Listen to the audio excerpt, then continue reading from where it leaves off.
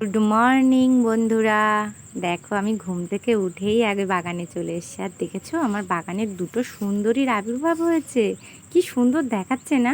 আর এই দেখো আর একটা সুন্দরী ফুটবো বলে অপেক্ষা করছে, আর এই আর একটা সব থেকে বড় এটা এটা ফুটলে কি সুন্দর দেখাবে না বলো? সকালে উঠে বাগানে এরকম দৃশ্য দেখতে কি ভালো লাগে বলো না? সুন্দরীদের দেখতে দেখতে বাগানে চোখ পড়লো যে কটা ভেন্ডি বড় হয়েছে, কটা ঝিঙে হয়েছে।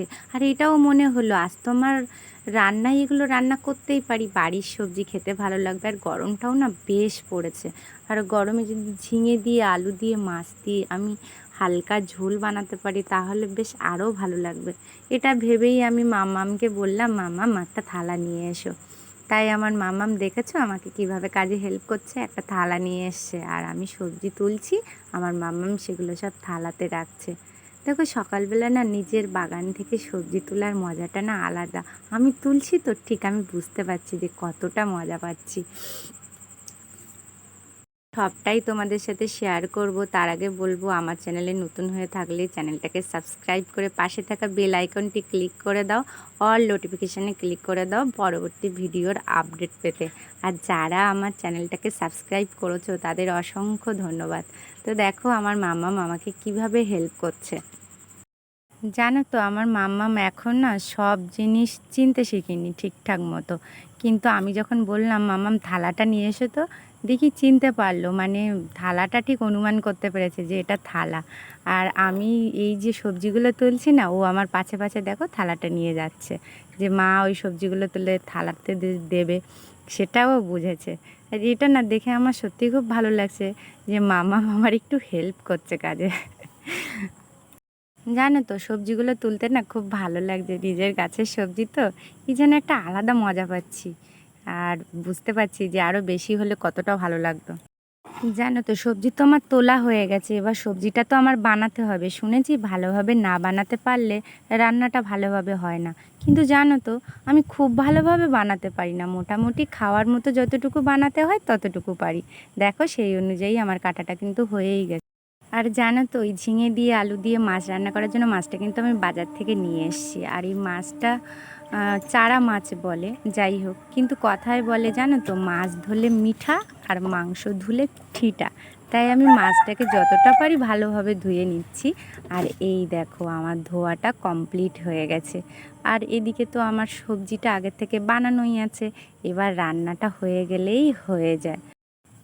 আর দেখো আমার এই সবজি কাটতে মাছ ধুতে ধুতে ঘড়ির কাঁটা কোথায় গিয়েছে, 11:30 বাজে। আমার মামামকে খেতে দিতে হবে, তাই জন্য আমি কড়াটা বসিয়েই দিলাম। আর কড়াটা গরম হতে হতে আমি মাছে হলুদ লবণ পরিমাণ মতো মাখিয়ে নিলাম। এবার এটাকে ভালো করে মাখিয়ে নিয়ে এবার দেখবো আমি গ্যাসের উপরে কড়াইটা যে বসিয়েছিলাম সেটা গরম হয়েছে কিনা, তার মধ্যে তেল দিয়ে এই মাছগুলো ছেড়ে দিতে হবে।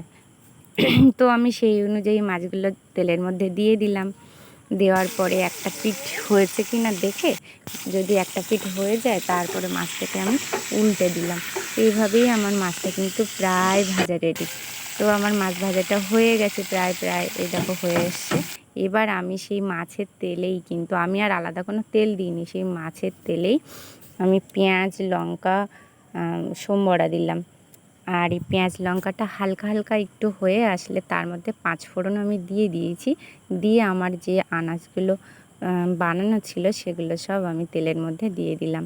দিয়ে দেখো কিছুটা টাইম আমি এটাকে কষাই করেছি, দেখে বুঝতে পারছো, তার মধ্যে এই জলটা দিয়ে দিলাম।